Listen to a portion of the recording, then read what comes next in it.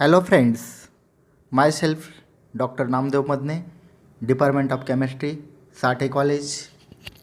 Today we are discussing TYBSc Analytical Chemistry syllabus according to the Mumbai University, which is of paper 4. In semester 5, unit 3 that includes optical methods. In continuation with our earlier discussion, let us see flame emission spectroscopy. The content of this topic, that is preparation of sample solution, instrumentation of flame photometry, applications of flame photometry, that includes qualitative analysis and quantitative analysis. Now let us see first preparation of the sample solution. The sample is usually introduced into the flame in the form of an aqueous solution. The substances which are not soluble in normal solvents are first decomposed and then converted into solution form. For example, soil sample, animal and plant tissues, blood and petroleum products, they cannot dissolve in normal solvents. Therefore, first these substances, they may be decomposed by treatment with hot mineral acids like sulfuric acid, nitric acid, perchloric acid. Alternatively, they may be fused with sodium carbonate or sodium peroxide or acid at high temperature in a furnace. After the appropriate treatment, these substances are dissolved in suitable solvent to obtain the sample solutions. The sample solution is first converted into fine droplets. This process is called nebulization. The atomization device used in flame photometry consists of nebulizer, that is also called as atomizer. The nebulizer converts the sample solution into a fine spray or aerosol, which is then introduced into the flame produced by burning a fuel gas in presence of an oxidant gas in a burner. Now let us see the components of the flame photometry. A flame photometer has different components: flame atomizer, which includes the burners, mirror, wavelength selector, detector, that is called photocell. In that first component, let us see, that is the flame atomizer or burners. The flame is produced in the burner by burning a fuel gas like hydrogen in presence of an oxidant, which is usually oxygen. There are two types of burners: total consumption burner, which is also called as turbulent flow burner, and premix or laminar flow burner.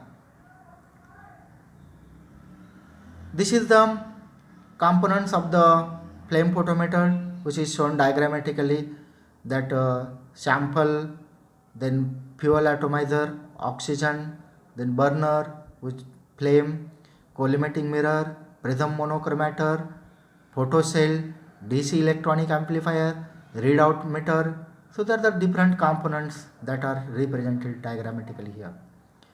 Now let us see the first type of burner, that is total consumption burner. The fuel gas, oxidant gas and the liquid sample are drawn to the opening of the burner through separate channels. An atomizer attached to the base of the burner sucks the sample into the base of the flame, producing tiny droplets. Then the sample solution is aspirated into the flame, leaving behind a solid residue. Then all the sample droplets, irrespective of their size, they are evaporated. Hence the name is called total consumption burner. But there are some disadvantages of this burner also. The flame produced is noisy, turbulent and small in cross section. In this figure A, let us see here the total consumption burner. In the sample, fuel and oxygen, they are brought to the base of the flame through separate channels. The figure B, that indicates the premix burner. In premix burner, the fuel, oxidant and liquid sample are thoroughly mixed before entering through the flame. In a premix burner, only the small droplets of the sample reach the flame as large droplets are trapped by the buffels or they are drained off. Here in premix burner, only about 5% of the sample is introduced into the flame while 95% of the sample is wasted. But this small percent is also responsible for the efficient atomization of the sample. There are some advantages of this premix burner. Here the flame produced in this burner is stable, non-turbulent, noiseless and large in cross section. But there are some disadvantages also there. Due to the large wastage of sample, fewer atoms are excited and consequently the emission intensity is weak. This lowers the selectivity of estimation. The next component, that is the mirror. The light coming from the flame is reflected by a concave mirror placed behind the burner. The reflected beam is then sent into filter or monochromator. Now the next component is the wavelength selector or filter. If the reflected beam consists of small number of wavelengths, an optical filter is used. This filter allows radiation characteristics of the element to pass through but will absorb all other wavelengths. For example, for sodium, colored glass filter that allows the wavelength 589 nanometer and 589.6 nanometer to pass through but does not allow other wavelength to pass through. These wavelengths correspond to the well-known sodium D lines. Large number of optical filters are to be employed for the analysis of different elements as each element requires specific filter. Hence, filter flame photometers can be used for the detection of a small number of elements like sodium, potassium and calcium. Monochromator. If the reflected beam consists of a large number of wavelengths, then monochromator is used to disperse the reflected beam into its individual wavelengths. When the monochromator is rotated, different wavelengths are focused one by one onto the photocell. This scanning enables us to detect several elements simultaneously. Two types of monochromators are used, quartz or glass prisms and diffraction gratings. The diffraction gratings produces greater dispersion than a prism. Now next component is the detector, which is also called as the photocell. The beam from the monochromator falls on the photocathode of a photocell. Then the resulting electric current is amplified and its magnitude is read on a readout meter. For more sensitive measurements, photomultiplier is used. The magnitude of electric current produced is directly proportional to the concentration of the emitting element. The emission spectrum of the element as recorded in a spectrometer consists of emission lines of the element. For example, for sodium, the two yellow D lines corresponding to wavelength 589 nanometer and 589.6 nanometer. The intensity of emission lines is directly proportional to the concentration of the emitting element.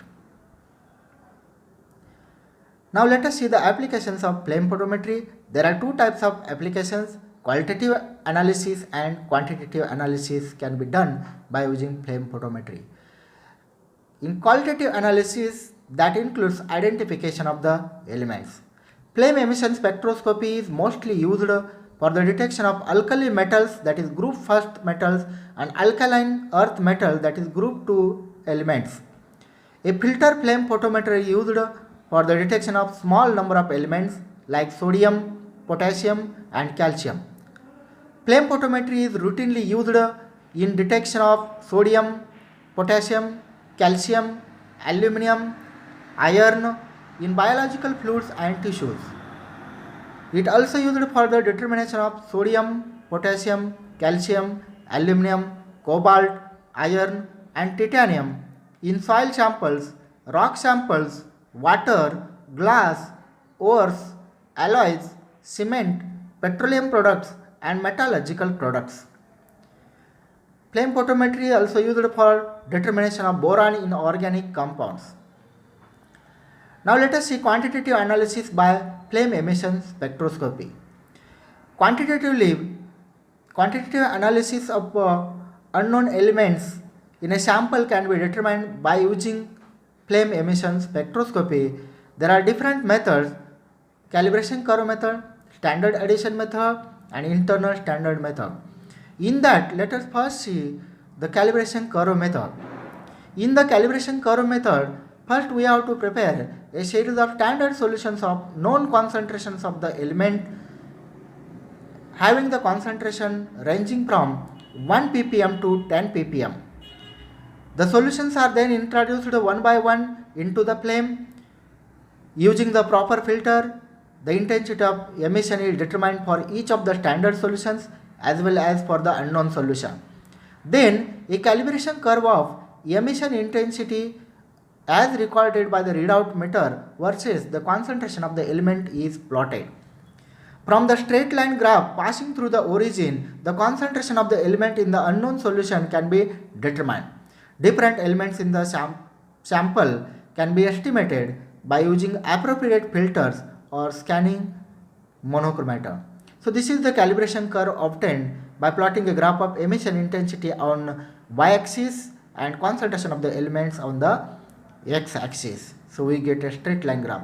From this calibration curve, by obtaining the emission intensity of unknown solution, if you are plotting on this calibration curve, we can get the concentration of unknown solution. Then let us see the next method, standard addition method.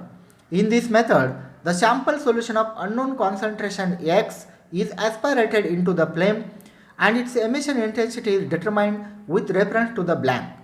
Then a series of solutions containing a definite amount of the unknown solution X and varying amounts of the standard solution S ranging the concentration from 1 ppm to 10 ppm are aspirated one by one into the flame and their emission intensities are determined with reference to the blank.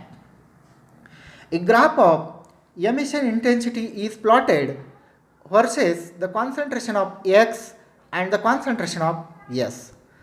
The graph obtained is extrapolated to intersect the concentration axis. The point of intersection gives the concentration of the unknown solution. So this is the calibration curve obtained by plotting a graph of emission intensity against the concentration of standard solution and concentration of the unknown solution X. The next method is the internal standard method. An internal standard is a substance that is added in a fixed amount to all the standard solutions, blank and sample.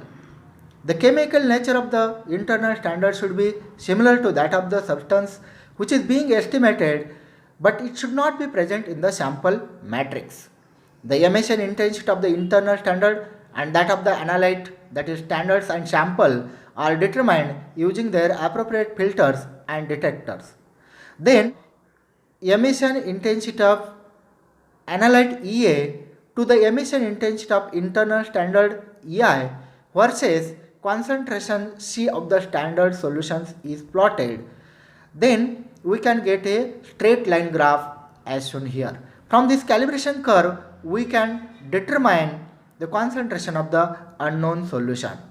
Here in this plot, the ratio of emission intensity of analyte to the emission intensity of internal standard is plotted on the y-axis, while concentration of the standard solutions is plotted on the x-axis. Then we get a straight line graph. From this straight line graph, we can get from the emission intensity of the unknown solution, we can get concentration of the unknown solution can be determined. Thank you.